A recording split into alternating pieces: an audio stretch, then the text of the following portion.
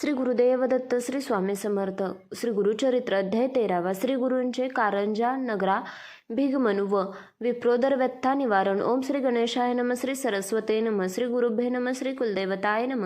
नामधारक सिद्धमुनींच्या चरणांना वंदन करत म्हणाला, गुरुदेव तुम्ही तर माझ्यासाठी संसार सागर तारक आहात. तुम्ही दाखवलेल्या ज्ञानप्रकाशाने माझे चित्त शांत स्थिर झाले आहे. तुम्ही आतापर्यंत सांगितलेले श्री गुरुचरित्र अमृत सेवन करूनही माझे श्रवण तृष्णा अधिकच वाढली आहे. ती शमविण्यासाठी तुम्ही समर्थ आहात. ज्याने कधी स्वप्नातही ताकसुद्धा पाहिले नाही, त्याला जर दुधाने भरलेले भांडे मिळाले तर त्याची जशी अवस्था होईल तशी माझी अवस्था झाली आहे. महाराज, आपले माझ्यावर अनंत उपकार आहेत. त्याची परतफेड मी जन्मोजन्मी करू शकणार नाही. श्री गुरुचरित्र ऐकण्याची माझी इच्छा आहे. नृसिंह सरस्वतींविषयी मला आणखी विस्ताराने सांगा. गुरुदेव नृसिंह सरस्वती प्रयाग क्षेत्री असताना त्यांनी माधव सरस्वतीस दीक्षा दिली असे सांगितले, पण पुढे ते सांगण्याची कृपा करा. नामधारिकाची ही जिज्ञासा पाहून सिद्धमुनींना अतिशय आनंद झाला. त्यांनी नृसिंह सरस्वतींचे सांगण्यास सुरुवात केली. ते म्हणाले, नृसिंह सरस्वतींनी प्रयाग क्षेत्री माधव सरस्वती दीक्षा दिली. त्यानंतर काही काळ ते तेथेच राहिले. त्यांची ख्याती सगळीकडे पसरली. अनेक जण त्यांचे शिष्य झाले.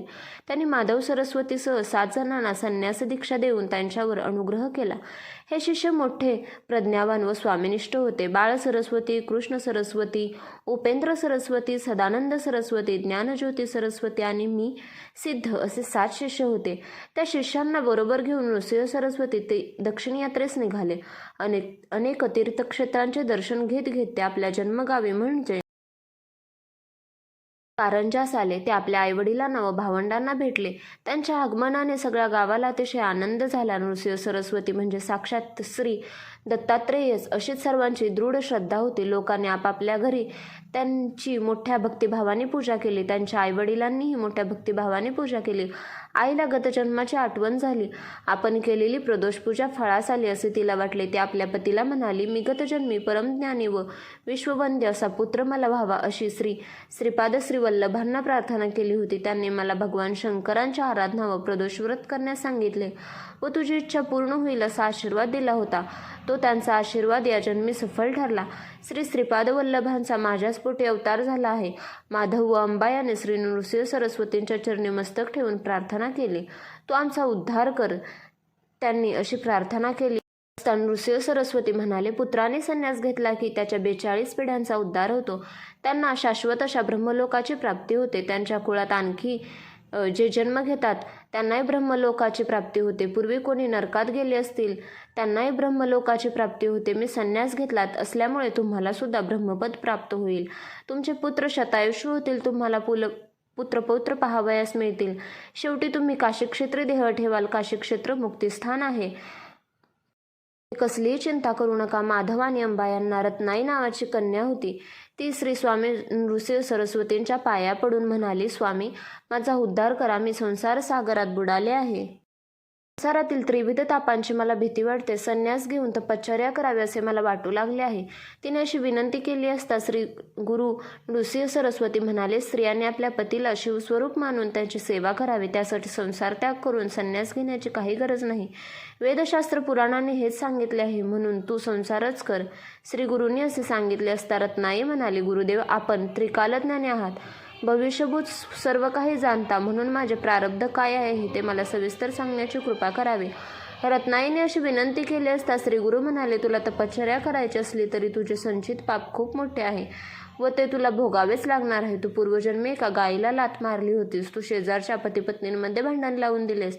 या पापकर्मामुळे तुझ्या सर्वांगाला कुष्ठरोग होईल. भविष्यात तुझा पती त्याग करून तपश्चर्याला जाईल. तुझे सर्वांग कुष्ठरोगाने नासेल. मग तुला माझे दर्शन पुन्हा घडेल. तू दक्षिणेकडे भीमाअमराच्या संगमावरील गाणगापूर क्षेत्री जा. त्या संगमाला पापविनाशी तीर्थ असे म्हणतात. त्या तीर्थात स्नान केलेस की तुझी सर्व पाप नष्ट होतील. तू पापमुक्त होशील. रत्नाईला असा उपदेश करून श्रीगुरु आपल्या शिष्यांसह दक्षिणेकडील त्र्यंबकेश्वर क्षेत्री गेले. येथेच गोदावरी नदीचा उगम आहे. त्या तीर्थक्षेत्राचे महात्म्य फार मोठे आहे. पुराणात ते विस्ताराने सांगितले आहे. ते मी तुला थोडक्यात सांगतो. ते लक्षपूर्वक ऐक. असे सांगून सिद्धयोगी नामधारकाला गोदा महात्म्य सांगू लागले. भगवान शंकरांनी गंगेला आपल्या जटामुकुटात धारण केले होते. त्या काळी गौतम ऋषींसह अनेक ऋषीमुनी तपस्वी त्र्यंबकेश्वर क्षेत्रात तपश्चर्या करीत होते. ते सर्वजण उदरनिर्वाहासाठी भातशेती करत असत. एकदा त्या सर्वांनी विचार केला, भगवान शंकरांच्या मस्तकावरील गंगा जर क्षेत्रे आणली तर शेतीला भरपूर पाणी मिळेल, त्यामुळे सर्व लोकांचे कल्याण होईल. पण ती गंगा कोण आणू शकेल? हे कार्य खूप मोठे कठीण होते आहे. गौतम ऋषी भगवान शंकरांचे परमभक्त आहेत, महातपस्वी आहेत. त्यांनाच हे कार्य करणे शक्य आहे, पण त्यांच्यावर काही संकट आल्याशिवाय ते हे काम करणार नाहीत. असा विचार करून त्या ऋषींनी आपल्या योगबळाने दुर्वेपासून एक मायावी सवस्त गाय निर्माण केली व ती गौतम ऋषींच्या भातशेतीत सोडली. तिला घालवून देण्यासाठी गौतमांनी दर्भाची एक काडी तिच्या दिशेने फेकली. अन्य ऋषींच्या योगबलाने त्या काडीचे शस्त्र झाले. त्या शस्त्राच्या आघाताने ती गाय तडफडून मेली.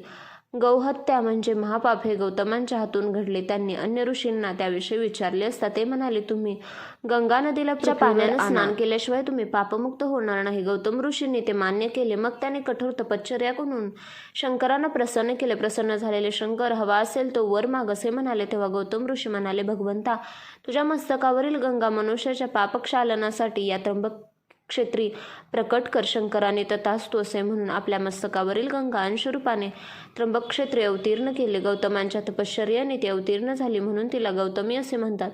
गौतमी म्हणजेच गोदा, तिला दक्षिण गंगा असेही म्हणतात. या नदीत स्नान केले असता मनुष्य पापमुक्त होतो असे या नदीचे थोर महात्म्य आहे. माधवारण्य स्तवन करीत म्हणाले, अहो जगद्गुरु, आपण साक्षात त्रैमूर्तींचा अवतार आहात. आपण लोकांना सामान्य मनुष्य वाटता, पण आपण खरोखर परमपुरुष जगज्योती आहात. आपण लोक उद्धारासाठी या भूमीवर अवतरला आहात. आज मला आपले चरण दर्शन झाले. मी खरोखरच कृतार्थ धन्य झालो. माधवारण्यांनी केलेल्या स्तवनाने श्री गुरु प्रसन्न झाले आहे. ते म्हणाले, तुझी तपश्चर्या सफल झाली आहे. तुला ब्रह्मलोक प्राप्त होईल. तू जी मानसपूजा सेवा करीत आहेस ती तशीच करीत राहा. तुला प्रत्यक्ष श्री दत्तात्रयांचे दर्शन घडेल.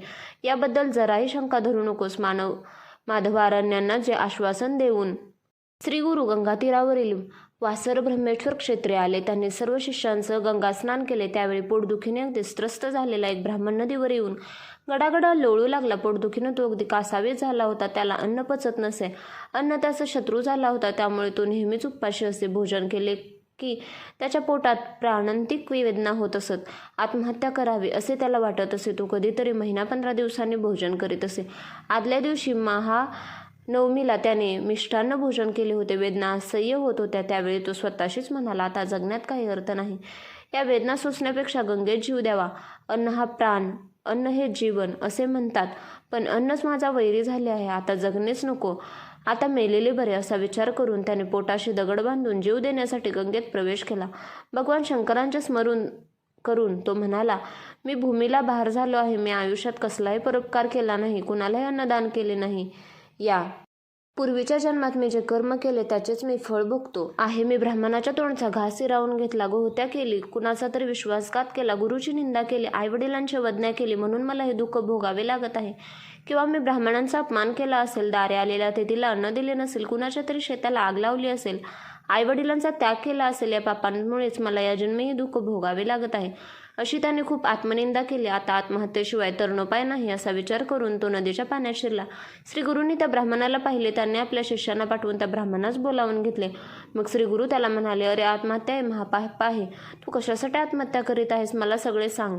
त्या ब्राह्मणाने आपल्या पोटदुखीबद्दल सर्व काही सांगितले. हे ऐकता श्री गुरु म्हणाले, तू कसलीही चिंता करू नकोस. तुझे दुखणे गेलेच समज. तू माझ्याजवळ ह्या व्याधीवर औषध आहे. आता तू पोटभर जेवू शकशील. तुझे पोट दुखणार नाही. कसलीही शंका धरू नकोस, घाबरू नकोस. हे ऐकताच त्या ब्राह्मणाला अगदी हायसे वाटले. यावेळी तेथे अजून एक ब्राह्मण आला. तो ग्रामाधिकारी होता. ती श्री गुरुला वंदन करून म्हणाला, आज आपले दर्शन झाले, मी पावन झालो. श्री गुरुने आपली विचारपूस केली. तेव्हा तो म्हणाला, मी कौंडिण्य गोत्रे अपस्तंभ शाखेचा ब्राह्मण असून माझे नाव सायनदेव आहे. मी कडगंची गावाचा रहिवासी असून पोटासाठी सेवा चाकरी करतो. मी एका यवनाकडे चाकरी करत असून 1 वर्षापासून गावाचा अधिकारी म्हणून काम करतो. आज आपले दर्शन झाले, मी धन्य झालो. आपणच या विश्वाचे तारक आहात. आज आमच्या दर्शनाने माझे जन्मोजन्मीचे पाप नाहीसे झाले. त्याच्यावर आपला अनुग्रह होतो. तो हा संसार सागर तरून जातो. गंगा मनुष्याचे पाप नाहीसे करते. चंद्र ताप नाहीसा करतो व कल्पवृक्ष दारिद्र्य नाहीसे करतो. परंतु एका सद्गुरूच्या दर्शनाने या तिन्ही गोष्टी नाहीशा होतात. सायनदेवाचे असे स्तवन केले असता श्री गुरु प्रसन्न झाले. ते म्हणाले, सायनदेवा, हा ब्राह्मण पोटदुखीने अगदी बेजार झाला आहे. तो आत्महत्या करण्यास निघाला होता, पण मी त्याला थांबवले आहे. त्याला खूप भूक लागली आहे. आता तुझ्या घरी ने त्याला उत्तम भोजन दे. त्यावर सायनदेव म्हणाला, महाराज, मी याला भोजन दिले आणि त्याचे प्राण गेले तर ब्रह्महत्येचे पाप मला लागेल. श्रीगुरु म्हणाले, तसे काही होणार नाही. तू चिंता करू नकोस. मी सांगितले तसे कर. हे अन्न खाल्ल्यानेच त्या व्याधीमुक्त होतील. सायनदेव म्हणाले, स्वामी महाराज, आज तुम्ही माझ्या घरी भोजन करावे अशी माझी फार इच्छा आहे. त्या आनंदाने मान्य केले. मग सायनदेव आपल्या घरी गेला. पोटदुखी असलेला तो ब्राह्मणही त्याच्याबरोबर गेला. सिद्धयोगी नामधारकाला म्हणाले, नामधारका, त्याच वेळी आम्हीच तेथे होतो. श्रीगुरु भिक्षेसाठी म्हणून निघाले. ते कबूल केल्याप्रमाणे आपल्या शिष्यांसह सायनदेवाच्या घरी गेले. सायनदेवाला व त्याच्या पत्नीला अतिशय आनंद झाला. त्यांनी श्रीगुरूंचे स्वागत करून त्यांची यथासांग षोडोपचारे पूजा केली. त्यांच्याबरोबर आलेल्या सर्व शिष्यांनाही वंदन केले. त्यांच्या भक्तिभावाने प्रसन्न झालेल्या श्रीगुरूंनी सायनदेवाला आशीर्वाद दिला. तुम्हाला उत्तम दीर्घायुष्य संतती प्राप्त होईल. तुमच्या वंशाची वृद्धी आनंद झाला. त्याने गुरुभक्तीची परंपरा कायम राहील. या वरदानाने सायनदेवास व त्याची पत्नी जाखाई यांना श्रीगुरूंच्या आज्ञेने तो व्याधीग्रस्त ब्राह्मणही पोटभर जेवला आणि श्रीगुरूंच्या आशीर्वादाने त्या क्षणी व्याधीमुक्त झाला. ते पाहून सर्वांना मोठे आश्चर्य वाटले. सिद्धयोगी नामधारकाला म्हणाले, नामधारका, सूर्योदय झाला असता अंधार शिल्लक राहील का? श्री गुरु दत्तात्रयांची कृपा झाली असता मनुष्याचे पाप, ताप, दैन्य, दुःख राहणारच कसे?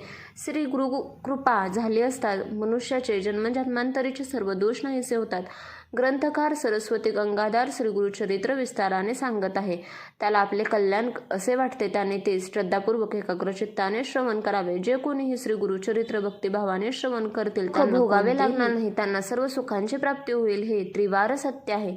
अशा रीतीने श्री गुरुचरित्रामृतातील श्री गुरूंचे कारंजा नगराभिमान व विप्रोदर व्यथा निवारण नावाचा अध्याय 13वा समाप्त. श्री गुरुदेव दत्त. श्री स्वामी.